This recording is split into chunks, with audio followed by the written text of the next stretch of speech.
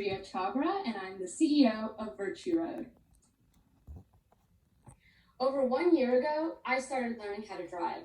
For most of my friends, that meant they were learning in a very stressful environment with their parents yelling at them to keep their hands at 10 and 2. But for me, I was the one who was panicking. Every time I got into the car, I felt the anxiety rush of an impending crash, but I couldn't practice with my driving instructor because the lessons were far too expensive. Looking for a new way to relieve my anxiety and enhance my driving skills, I recognized a large market opportunity for a solution to my problem. Out of the SAM of 5.7 million, SOM is a 3% market capture of 171,000, while the TAM is a significant 81 million unlicensed Americans. And this number is only increasing. So I came up with Virtue Road, a virtual reality driving simulator designed for nervous new drivers to practice in the comfort of their own home. As shown here on the left, our product has a 3-point feature set: real-world maps, driving scenarios, and a testing portion. In a real-world terrain, users can practice in familiar areas such as their neighborhood or their route to school. For our driving scenarios feature, users can select any specific scenario, such as parallel parking, to enhance skills they normally lack. Lastly, our testing portion quizzes users on the rules of the road. Currently, Virtue Road is in our product development stage to create our MVP. We've already completed our mobile app containing our testing portion, and here's a sneak peek video on that feature. In terms of our VR app, we have completed the driving scenarios feature, as shown here in this video, but are working on finishing the real-world maps by the end of this month and plan to do full beta testing by this early fall. We have been validating our progress with potential customers and intend to file a patent by the end of August.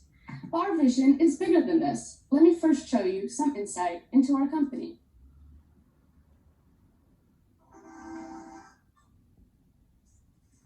Imagine you just start driving for the very first time. Your hands clench up at the wheel and can feel your anxiety building up within you.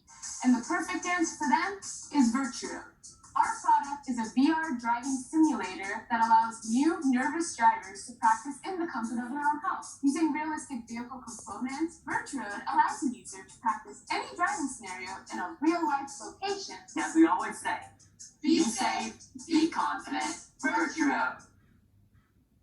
Now that you've been given some insight into who we are and what our company is about, let me tell you about our rich competitive advantage. As you can see here, our competitors solve only a few consumer pain points, whereas Virtue Road contains all of these features. Virtue Road is especially unique as it has a real-world terrain, partnerships with driving schools, and a low price point as highlighted here in purple. Now, let me hand it over to our wonderful CFO, Sarah, who will discuss her specialty, the numbers. Hi guys, I'm Sarah. It's nice to meet you. So now let's take a look at our financials. Our rigorous revenue projections are based on a geographic expansion plan. We plan to begin marketing ourselves in San Diego and eventually grow out nationwide. Next year, we aim to do $1.2 million in revenue. Our initial assumptions are 2,835 renters, which is 0.05% of our SAM, and that they will rent out for 2 months approximately $300 worth of product. We also aim to gradually reach healthy margins. After breaking even in year 4, we aim to reach gross margins of 33% in years 4 and 5. However, with our hopes to reach high numbers, Virtue Road needs your help. We have so far spent $20,000 from friends and family on development and need another $100,000 to complete the product, which we do not have. Next year, we aim to raise $500,000 through investors and potentially crowdfunding, and $1.7 million the year after that. With these funds, we believe we can reach a break even by year 3 and get our customer acquisition costs down to $57 by year 5. So now, I would like to introduce my good friend Kushi, who is also our CMO. Thanks, Sarah. So in terms of marketing, we'll market to parents via Facebook and Nextdoor ads, as well as using pay-per-click marketing. Research shows that 80% of moms use Facebook for product recommendations, so parents are always looking for resources to ensure their child's safety. Thus, establishing a platform for Virtue Road on Facebook is a great way to catch the eyes of parents. With teenagers and young adults, we will advertise through Instagram and Snapchat and website surveys. 73% of US teenagers said that Instagram is the best way for a brand to reach them. And being teenagers ourselves, we know that Instagram is the platform to get the attention of our target market because we are the target market. We plan to market to driving schools by using SEO marketing and the SBA website. We want to put ads in local newspapers, coupons at the DMV, and posters at high schools. As our company and product evolves, we want to do pop-up events locally across the state and across the country so that potential customers can use our product and see how it positively impacts driving education. Now I would like to hand it off to our project manager, Rachna, who is always making sure that we meet our deadlines on time. Thanks, Kushi. Our team consists of individuals who come from different backgrounds with various skills and knowledge in different areas. Because of this, we are able to work together as a cohesive team to evolve our product and company. Ria is our amazing CEO and leader, and she has founded clubs and nonprofits such as Hearts and Rise. Kushi Shah, our knowledgeable CMO, is an incoming freshman at San Diego State University. She has taken business and marketing classes and has been CMO of nonprofits such as Project The Sphere and InterSTEM San Diego. Sarah Benningwell, our wonderful CFO, has a vast background in mathematics and finance, and she has competed and qualified in various competitions such as AMC. She also manages finances and multiple clubs at school. As a project manager of VirtuRoad, I have taken multiple courses through the Project Management Institute and led multiple clubs in and out of school. Our team of advisors and developers help us build different aspects of VirtuRoad, such as product development and marketing. Vishal, Smitha, and Ahmed work on our VR and mobile app under Synergy Top, and they're all based in Egypt and India. Jatin advises us on technology, Tanya advises us on marketing and how to gain traction. Vivek provides us with strategies on pitches, and Pankaj advises us on funding.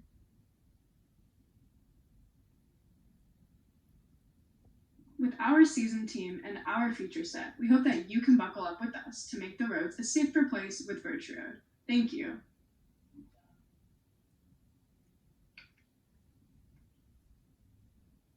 All right, questions? We have questions. For VirtuRoad?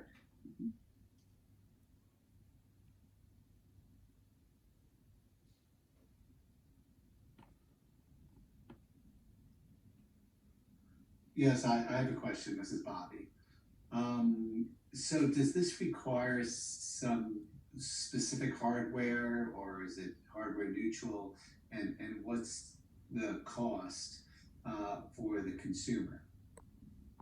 Right. So consumers can sign up for our subscription service at $150 per month. So it's a rental model.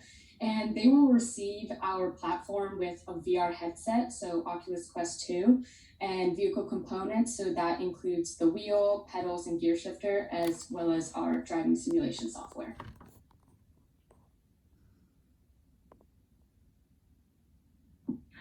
With the supplies that you're going to be providing, what's your actual cost going to end up being to supply that? Sarah, would you like to answer this one? I'm sorry, could you repeat the question once more? Yeah, I was wondering what your costs are going to be to deliver all that material to your drivers. Right, so in year one, we are expected to spend about $500,000 on producing our inventory, so $380K to go to inventory to reach our 2,835 customers for year one.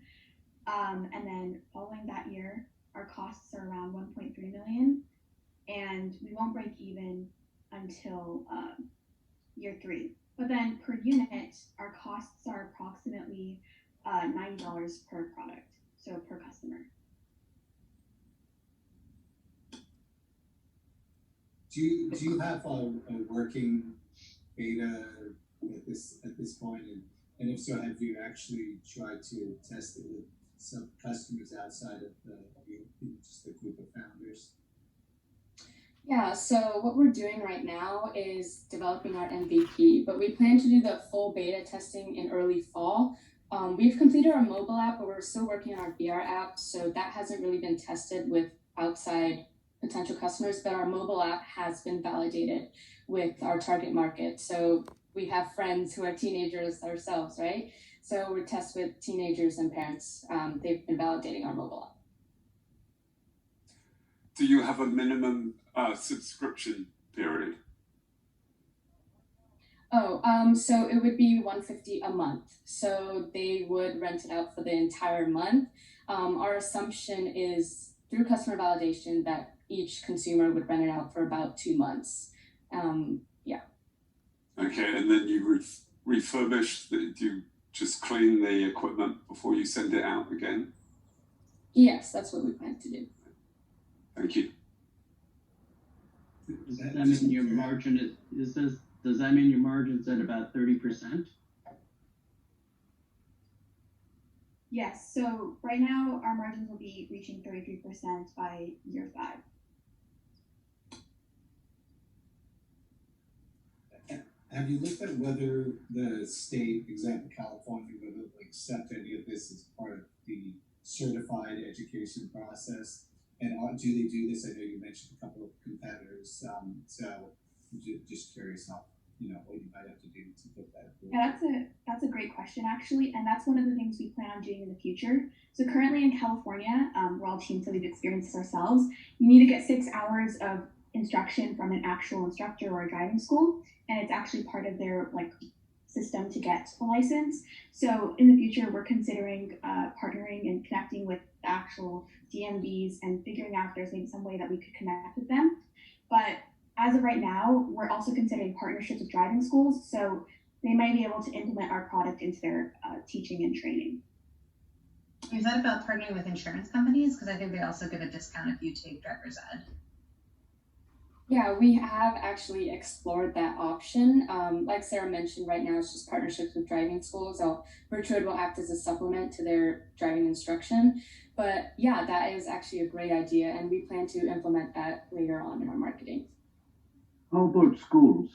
Schools would be, easy to go to and have part of your marketing strategy. Like high schools, right? Yeah. Yeah. I believe as Kushi mentioned, Kushi, you also like to add on, we will be hosting pop-up events and marketing in high schools itself just to directly reach the consumer. Yeah. Okay, that's time. Sorry. That's it. Sorry. We have to be fair to everybody. All right, nice job. Thank you. Who's up? Number 2. Who we have for a second? OG? Yeah, sounds good. Let me share my screen.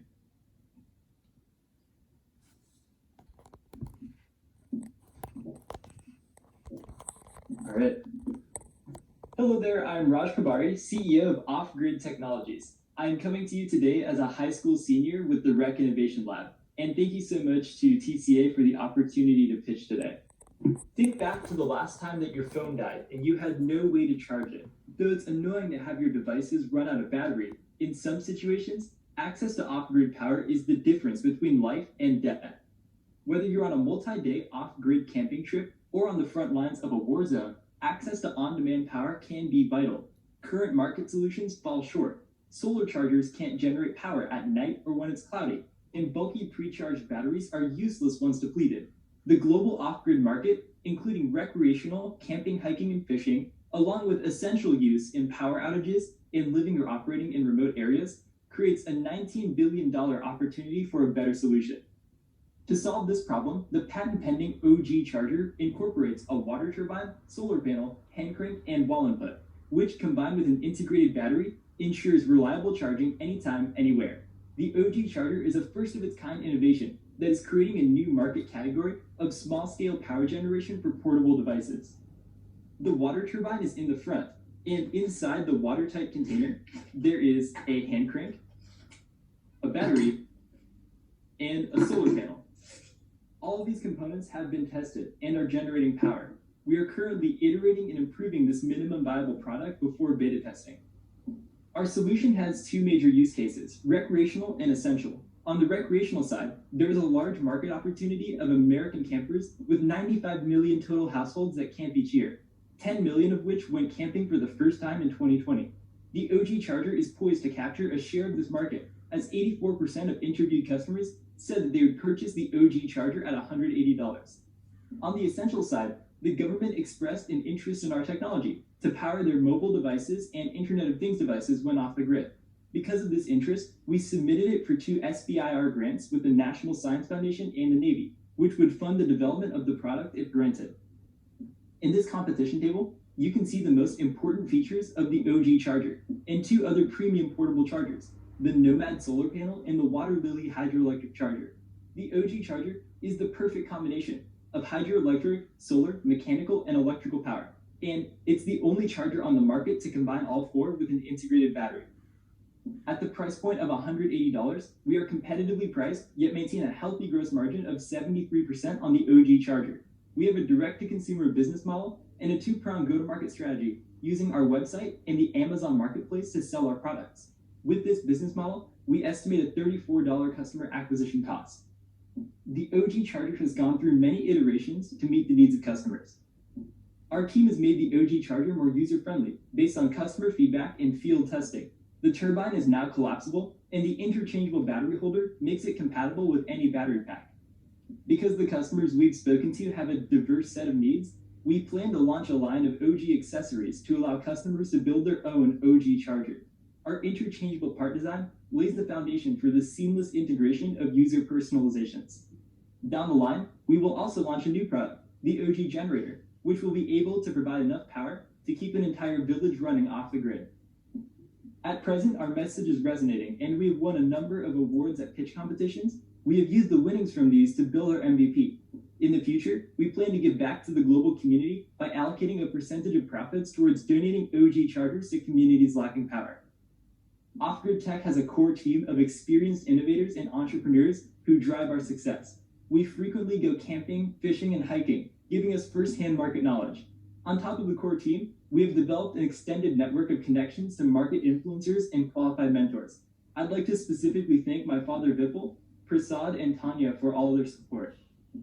Within the next 2 to 3 months, we will raise a $1 million seed round with $500,000 coming from government grants and a matching $500,000 being raised privately. This round will give us an 18-month runway. During that 18 months, our milestones include finalizing the design, hiring key personnel to help operate the company, launching the OG charger during Q2 2022, and proving the product market fit by selling the first 1,000 chargers.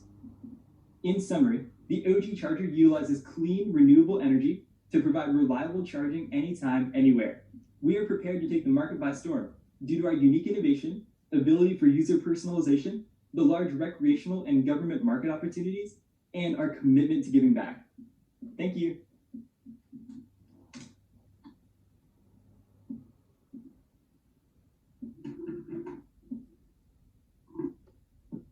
We have about 7 minutes for questions.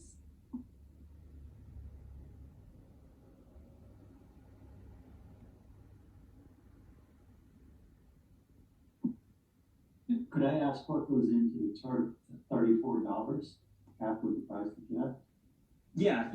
So our CAC was $34, and that's an estimate based on our go-to-market strategy. We're going to be selling direct to consumer. Let me pull that up. We'll be selling direct to consumer, a combination of through the Amazon Marketplace and through our own website. And using that channel and other businesses in the industry, the estimate is about $34 CAC. Thank you. Yeah. As a sometime backpacker, one parameter I'm interested in is the weight. Yes. Yeah, the weight is definitely a huge factor among backpackers, and this only weighs about 1 to 1.5 pounds. So it's pretty reasonable, and it's also shaped just like a water bottle. It fits right into the water bottle pouch, which makes it really convenient to take because those are already built in the backpacks. Thank you. Where will you manufacture this? Yeah, we are definitely going to source parts from China just because it's the most economical. We have done price comparisons of manufacturing both locally and in China. The difference would be about $10 to $15 between manufacturing in San Diego versus in China. And at this point, we're leaning towards manufacturing in China, but we have not made any commitments. Do you worry if you manufacture in China that they start to take some of your competitive advantage and mass produce this quickly? And I guess the build onto that is, how do you protect your competitive advantage? Yeah, that's the secret sauce here is the design. And the big research and development feat here is that we've taken what's in general been a much larger water turbine like the Hoover Dam and scaled it down. And that's the unique thing. So we are very concerned about maintaining our intellectual property. And that's one of the factors that we're considering. Again, it's still kind of up in the air. Is it a risk that we're willing to take going to China for saving the money? And that's something that we're trying to weigh internally. So yeah, there's pros and cons to both. So Raj, question, the smartphones are improving every month. The battery life is getting extended every month. Do you worry that your product might get obsolete if the phones continue to improve? Also, I've started leaving my phone behind because I have a wearable. And so it's a hassle to carry another thing. So how do you deal with these 2 points? Yeah. So for the first thing, yes, phones are getting more battery life, which is definitely true. But at the same time, people are becoming more and more glued to their phones. Like if I had to bet how many people have their phone within like arm's reach right now, like I can tell you I do, right? Here it is, right here. So when you go camping, you go off the grid, people want to bring their devices, and that's happening more and more increasingly now. And so as people want to bring their devices when they're camping, when they're fishing, if they're fishing for maybe 5 hours, maybe you don't need it. But if you're going camping for a week, you're going on a backpacking trip, then you definitely need to bring something like this. Additionally, the other use, aside from the recreational use for people like you and me, is the essential use. And the government has indicated that they see a use for this inside the military to charge their devices there, where in places where they otherwise don't have power. So they've indicated that they want this technology developed. So that kind of, I hope that answers your question. And about wearables, yeah, some people leave their stuff behind, but again, when you're camping, having a phone and you're backpacking, having a phone is a real utility in case you get lost to navigate and stuff. Just as a supplement to that, Raj, when you spoke to the military, did they tell you what the heaviest component part of the packs that the soldiers wore was? They did not, no. It's the batteries. Yep, that's a safe bet, yeah. It is reality. Okay, just out of curiosity, there's multiple different types of customers that would use this. How do you target the different types? What is your marketing strategy to hit those groups? Yes, we have got a lot of firsthand knowledge. So I guess I'll say in terms of recreational and essential, we've submitted already for 2 SBIR grants. And really at this point, there's nothing we can do to further try to capture that essential market. So that's just a waiting game. If we get the government as a customer, that would be great. If not, then that is what it is. So in the meantime, we're focusing on the recreational side. And in there, our initial target market is American campers. That's the market in which we have the most experience, and that's where we've done a lot of our customer validation. So yeah, targeting camping through, we have connections to market influencers, and we know some of the forums where campers are, and we'll run targeted ad campaigns on there when the time comes. Hey, Raj, I got a question. A little like Ashley, I sort of got an interest in backpacking. How deep does a water source have to be for the turbine to work? Yes, that's actually a really good question. So this turbine here is this extends to be a 4-inch diameter, but only this much of the so only the 2 inches of this needs to be submerged. So it kind of flows at the bottom here. However, we're moving to a new turbine design, and it's going to fit within the radius of the circle here. This little turbine, even though it's so much smaller, it's performing a lot better. It's modeled after a boat propeller, and this you really only need like a 2-inch deep stream. And I mean this, yeah, I know this is performing so much better. So we're going to be switching to this in the near future, and the depth will only be about 2 to 3 inches. Okay, unfortunately, that's time. Thank you. Yeah, thank you so much. Okay. Do we have? All right, Crunchies, you are up next. Yay! Hey. Let me share my screen. Are you able to see our screen? Okay. Yep. Okay. Hi, we have a question for you all. Do you ever crave the flavors of home, but not the guilt and the calories that come with it? Well, you're not alone. We suffer that too. And this is why we created Crunchies, the healthy crunch bar. Wafer cookies made with a few natural ingredients and a twist of fun. They're vegan, packed with amaranth as a superfood grain, sweetened with stevia, and the best part of all, drums please, they have only 1 calorie per wafer. Hi, my name is Paulina Caloyan, professional current snacker, currently working as an international public accountant. Hi, I'm Valeria Rivera, industrial engineer with a passion for distance. I'm in running, and we're both women, Mexicans, and co-founders of Crunchies. A few years ago, I was diagnosed with a medical condition that forced me to control my sugar intake and change my eating habits. During that time, the only thing I wanted was to feel home and safe. And as you know, in the Hispanic culture, we connect through moments we share when having a meal as a family. I was struggling to find a healthy version of Mexican comfort food because most of the products that I found in the market that were advertised as healthy had hidden ingredients that were not good for my body. And the actual healthy ones sacrificed texture and flavor. And to be honest, I didn't like them that much. Then I realized the more people I talked to from the Hispanic culture, the more I recognized they felt the same as me. We live in a fast-paced world where people don't have time to prepare their own snacks. And the limit of high-quality products in the market is super limited. We've seen that as the Hispanic population expands, so does their waistlines, and the problem just magnifies. We have been fans of wafers since our childhood. In our culture, wafers are very popular and consumed in celebrations such as fairs, festivals, and parties. However, when we moved to America and we were looking for healthy snacks in the Hispanic aisles, we noticed there were no wafers out there. And this is why we want to bring families a taste of home by offering an alternative healthy snack that can adapt to their busy lifestyles as a convenient on-the-go snack.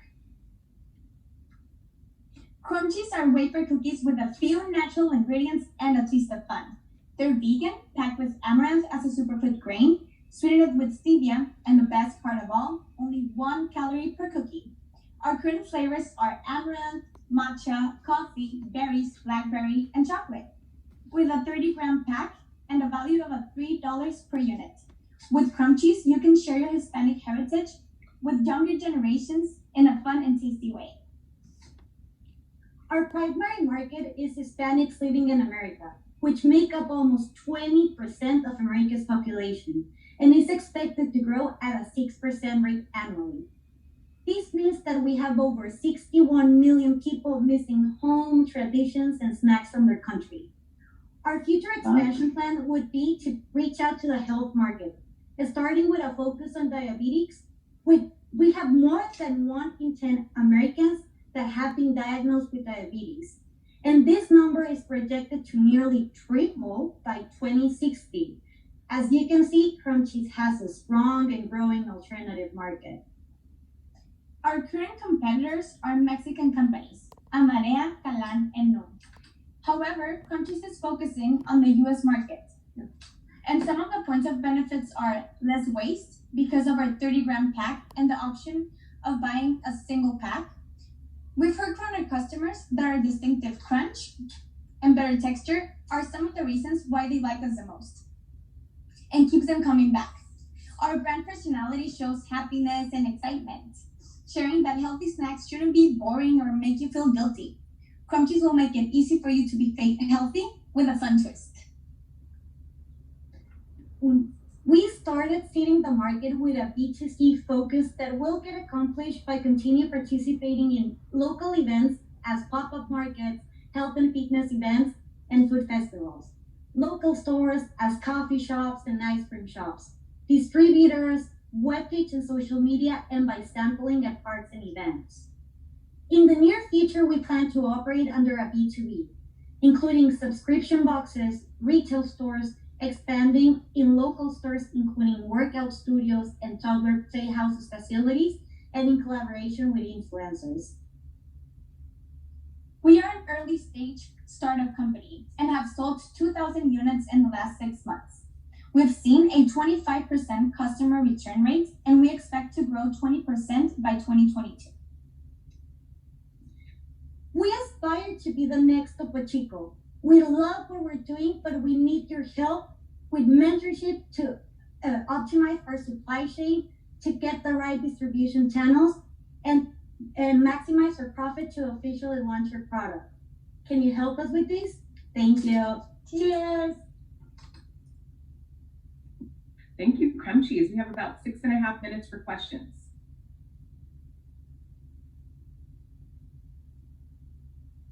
Hey, so this sounds like a really great idea, and I'm guessing it tastes delicious. Can you just talk a little bit about what is the unhealthy equivalent of this currently in the Hispanic community? And then talk a little bit about price point and your costs / margins. Yes, that's a great question. In Mexico, the wafers are made only with white flour, and they just add artificial flavors. So nothing healthy, just like sugars, colors, and everything is fake. The price point that we are selling our product is $3, and we currently have a 77% profit margin. In the future, after we include all the expenses, we plan that our profit margin would be around 25% per product.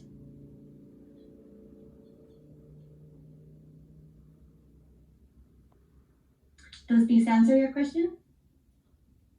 It does, thank you. But it sounds like your profit margins are going to go from 70% down to 25%. Is that just to clarify? Yeah.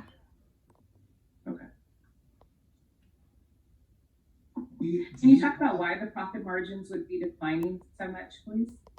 We will be including all the expenses that come with it, and we will also be manufacturing the product here in the States. We currently have a supplier in Mexico, and that's why our profit is high now. Why would you plan to bring manufacturing to the United States? Well, to avoid tariffs and make it easy for us, since we know that the food and beverage market is very, sometimes the clients order at scale, and to be more like candy for us. Yeah, the transportation costs are also high if we transport them from Mexico to the States. And right now, because the quantities we're managing are small, we haven't get all the problems with that. And this will make us take control of our own products. Yeah. Will you be selling your product both direct to consumer and through retail? In other words, are you going to be trying to get shelf space and compete with companies like Sabritas on the shelf for their foods? Yes, that's our plan. We plan to keep both strategies, B2C and B2B, and we plan to get shelf space because we know our product is great, and it's not only for Hispanics. Like, even the health industry gets benefit from it, but everyone that tries it loves it. So we're sure it'll be a great product to be out there in the shelf.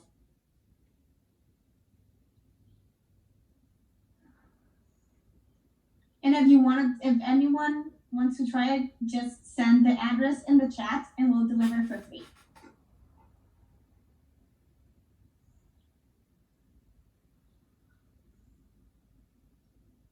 Any other questions? I'd love to try it. My other question is, do you have any other snack items planned for the future, or do you plan to stay with this one core product? No, yes, we have lots of plans to be like a healthy snack company, but for now we're focusing on wafer cookies. But we do have, for example, ice cream cones made out of amaranth. This is a great idea. And also amaranth bars and some other super healthy stuff. Great, thank you. Is there any labeling issues in terms of producing in Mexico and bringing over to the US, or is the labeling pretty much the same? Yeah, we're currently looking into that with the FDA to see what the specifications should be for the labeling. But yeah, we are aware that the certifications and all the labeling are different between Mexico and United States. In Mexico, you need to show, like you have to label your product if it's high in sugar, high in carbohydrates, you have to have like a specific label. And here in the state, that's not required, but we know they require many other things here. I was just wondering, is there a scarcity of amaranthus, or is there plenty of amount available as a raw material for your Frenchies? Yes, right now, you mean that our primary flower is amaranth, right? No. Is there enough material available for you to expand into other products, including the Frenchies? I don't know what's the availability of amaranthus is, flores. Yes, you mean what other stuff we can do with amaranth, right? No, I'm asking, do you have enough availability of amaranthus flores? Oh, yeah. Yes. Actually, Mexico is the country that manufactures the most, that grows the most amaranth. So there's plenty of supply for amaranth in Mexico. And this is the superfood grain seed that was used like 8,000 years ago by the Aztecs. So there's towns in Mexico that just produce amaranth. So that won't be a problem for us. Amaranth is the black seeds that's available. I'm sorry, Ray, one. No, amaranth, it looks like quinoa or couscous, like, those type of grains. I have an idea. Why don't you bring him some? Time's up. Everyone, please send us your addresses, and we would love for you to try your product. We would love to hear feedback. Okay, we'll do that. Yay, thank you so much. Thank you. Great job. Thank you. All right. We are up to the last team.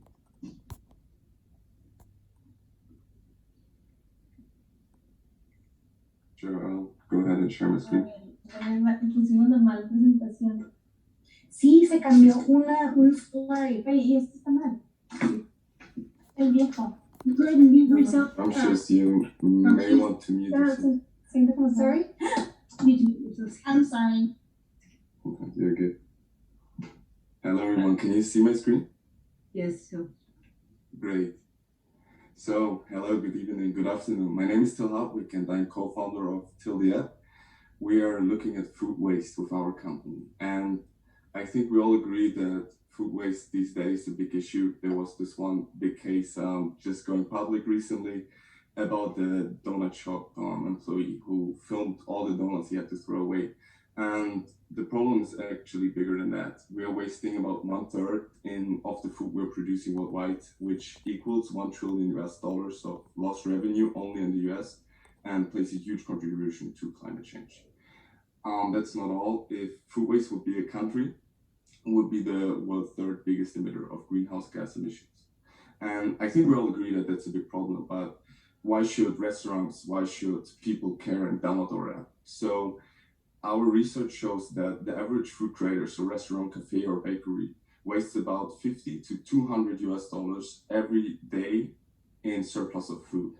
In addition, we did a survey with over 250 students, which showed us that over 85% of them are living on a tight budget and stated explicitly that they're looking to cut their budget or cut their expenses while looking at food. So they're trying to save on their spending on food. So we came up with this solution. Our solution is a discount meal platform where restaurants offer their surplus meal instead of throwing it away, and customers get great deals on those meals or on the food. So we would see here our early adopter would be a college student, pretty tech savvy, and always looking to save money on things, but also short on time and not really gifted with cooking skills. And then our business model would be that the restaurant uploads their food on our platform, and we take a 20% commission on every sale done through our platform, while the restaurant keeps 80%, gains new customers, increases their brand awareness, and also gains some extra revenue. So if you're looking at the market here, there is competition on the market with Too Good To Go and Food for All as our closest competitors.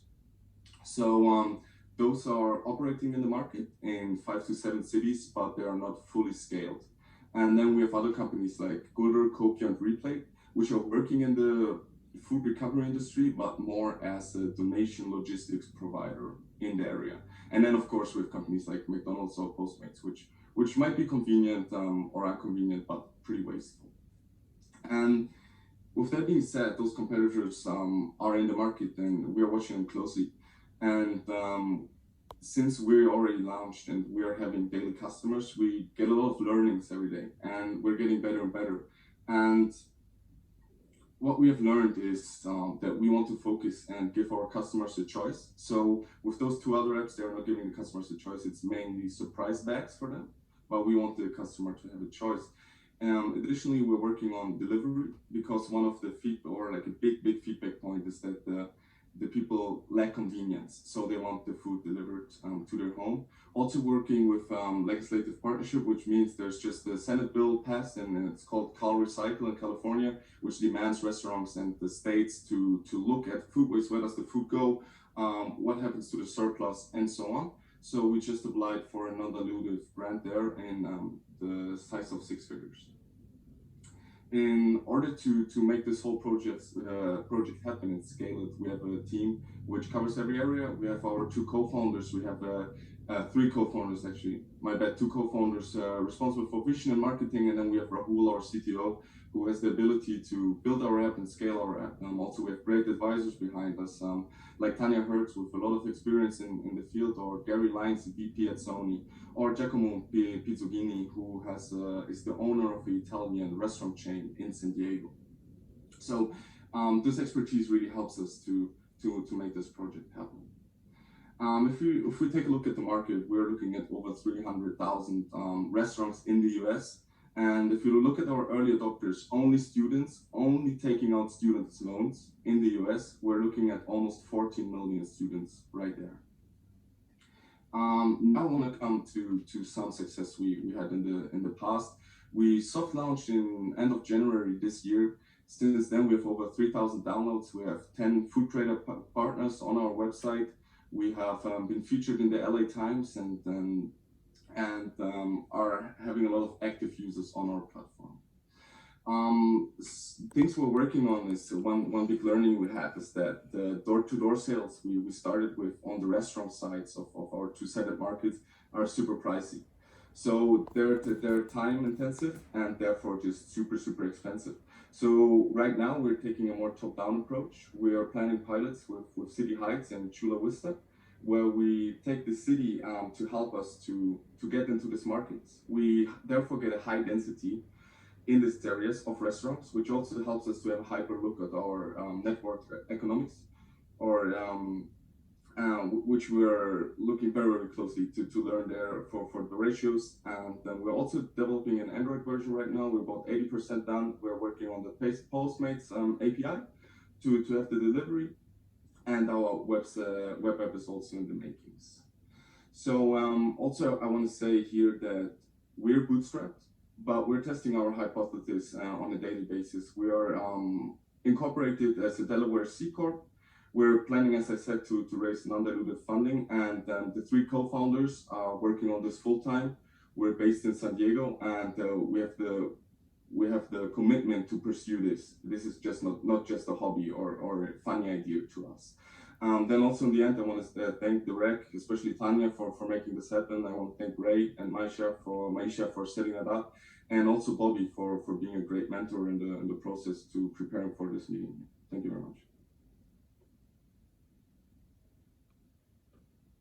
All right, we have about 5.5 minutes for questions. This is Stacy. Could I ask a question? Please. Okay. I was looking into this a bit, and I noticed that back in, I think, 2017, there's this organization called Good R. I'm sure you're familiar with it. How does your process differ from them? I noticed that they also not only distribute surplus meals, they also have a recycling element to their services, where I guess they dispose of spoiled food or other restaurant generated recyclable or composting elements. Are you familiar with that? All that? Yeah. Yeah. Can you tell us what the differences are? Yes, I'm happy to. So what Gooder does is they're providing the logistics to donate the food for the restaurants. So if a restaurant has a surplus, they can use Gooder, and Gooder helps them to bring the food to, for example, a food bank or the like. So they have no B2C component, they only work B2B. And then, like you said, they also have this recycling component. While we are focused on B2C.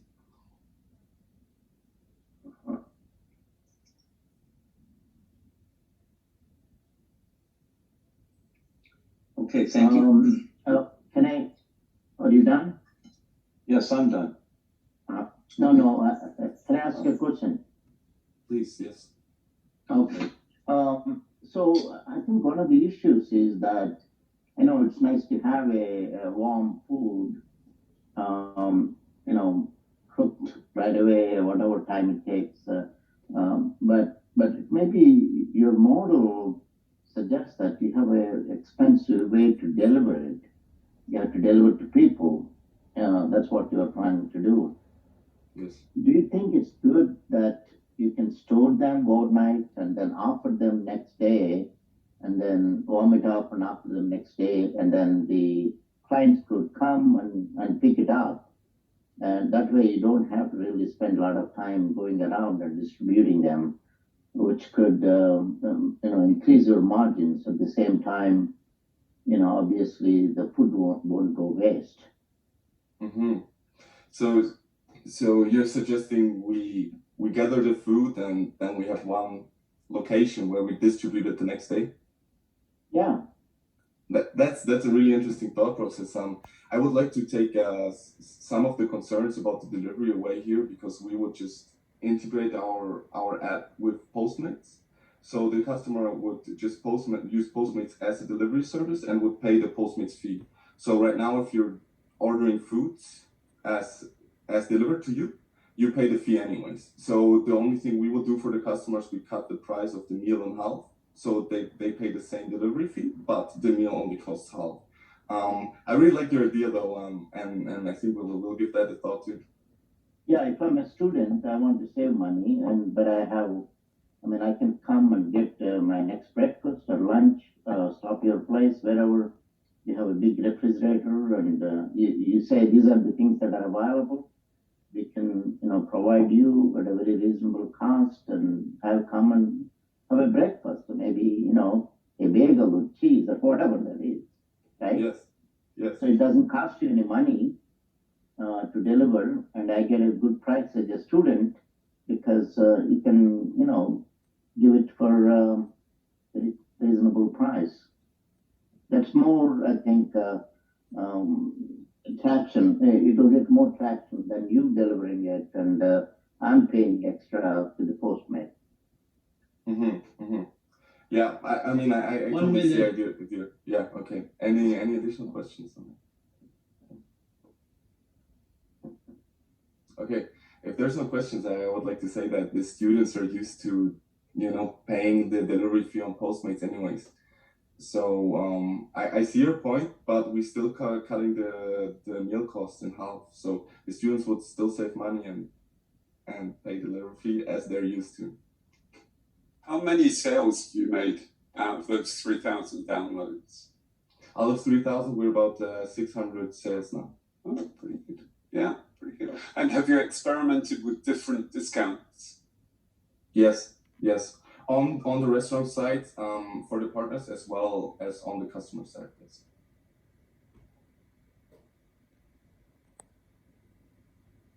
revenues do you have so far? So we're not taking any commission as of now from the restaurants. We offer our service as a free month, and then if they like working with us, we extend the free month. So they have the idea. We have this conversation where they say, yes, we're committed, we want to pay now, but we tell them, hey, you can still be free with us just to scale the network and get more partners as of now. No. How much of revenue? Prasad, we're done. We're taking 20% revenue. Sorry, 20%. Okay, that's it. Thank you. Thank you. Oh, I really thank the TCA members who came on. I know, we're in the middle of the summer and taking an hour out of your time for the Power Hour and allowing the opportunity for these guys to pitch is significant for them. And we really appreciate that you guys took that time. And the pitches, by the way, were phenomenal. I've heard these pitches many times. This was the best I've heard in a long time. This really was good. Does anybody else from TCA have any closing thoughts on these four? Ray, this is Bobby. Can you hear me? Yeah.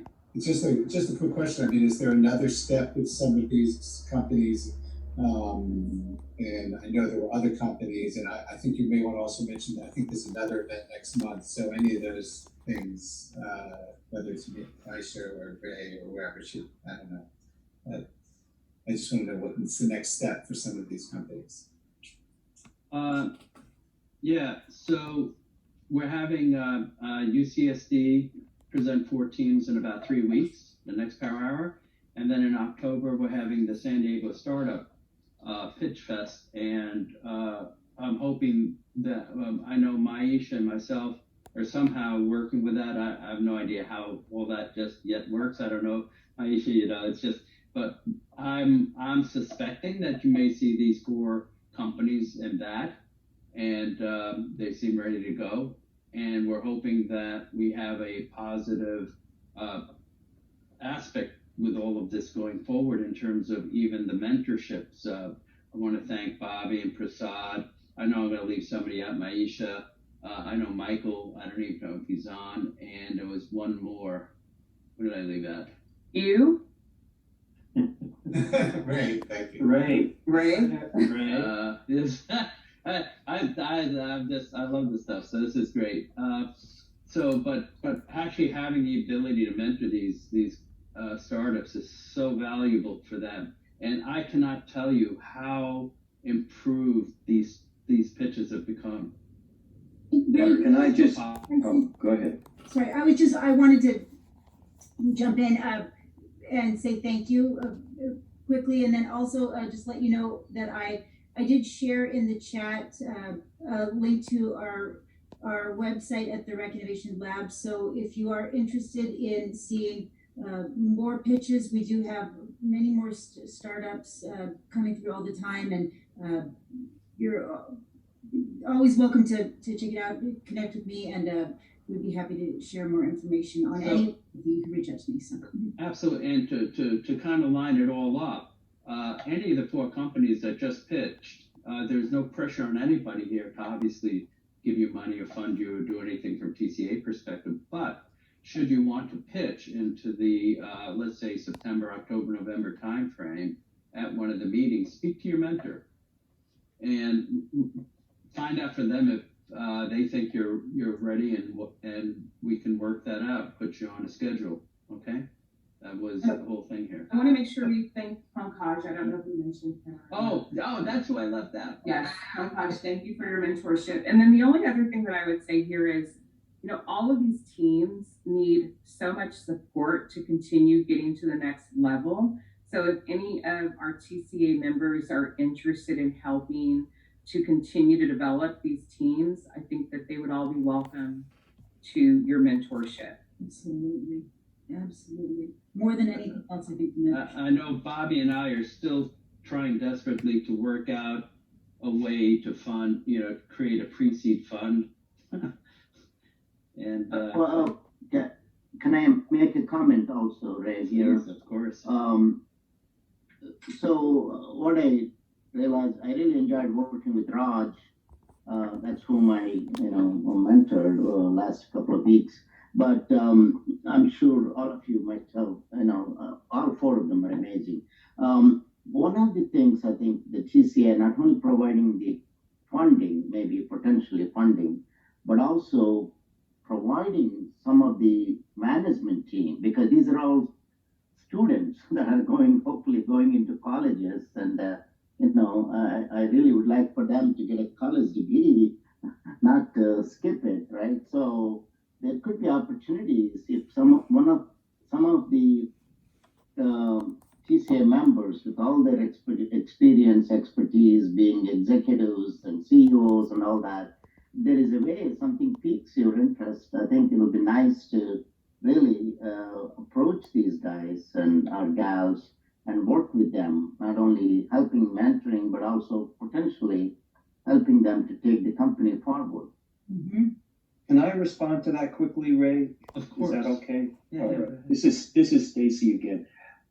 As I recall, the notion of getting seed funding and seed opportunities was something that some members of TCA really had an interest in. I was one of them at that time.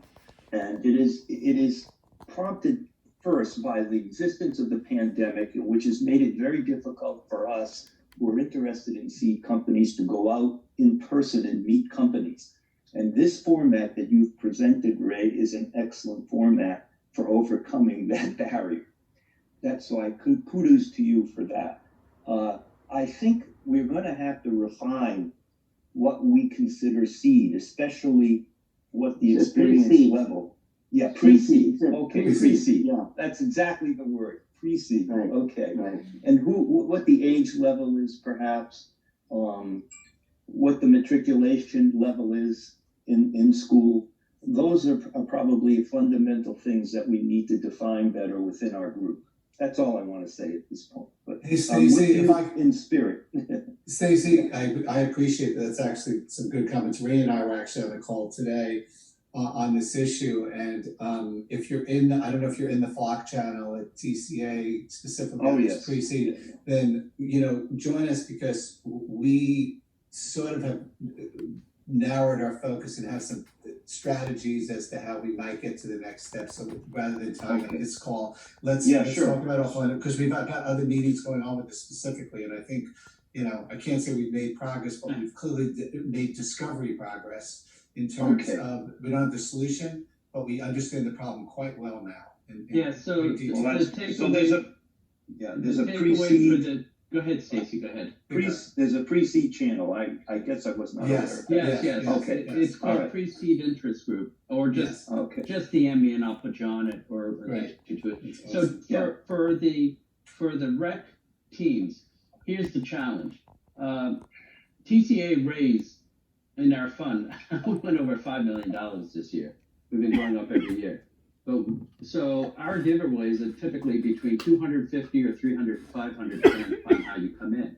Now, the problem is most of you people, unfortunately, don't need $250,000.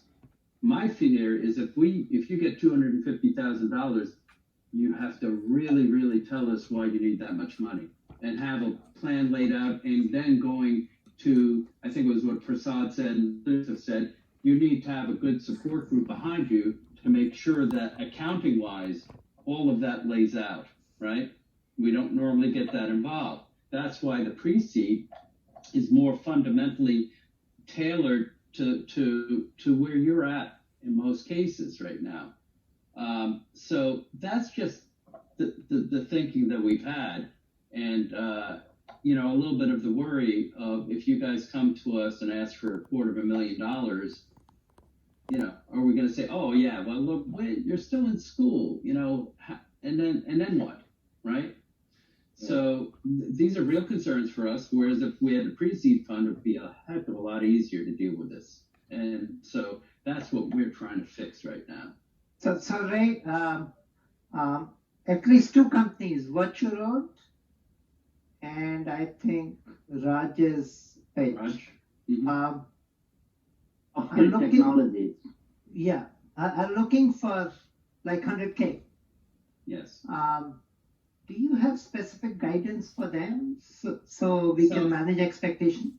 Okay, so I'm gonna say this. Oh, we're recording. God damn it. Okay, so all right. But the truth of the matter is, like, I've led deals. So the due diligence lead, the person Hey, who Ray. leads the deal. Yeah. Ray, I think we should take this offline. Yeah, I'm with you. I'm with you on Yeah. that too. Let's do Yeah, that. let's do that. I mean, we're at time.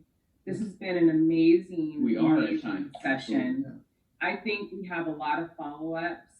Thank you, Rec Innovation Lab. Thank you, all the pitches. You guys were amazing. So much progress over a week and a half. And I think a few of us get back together at the TCA side and talk about some of these issues.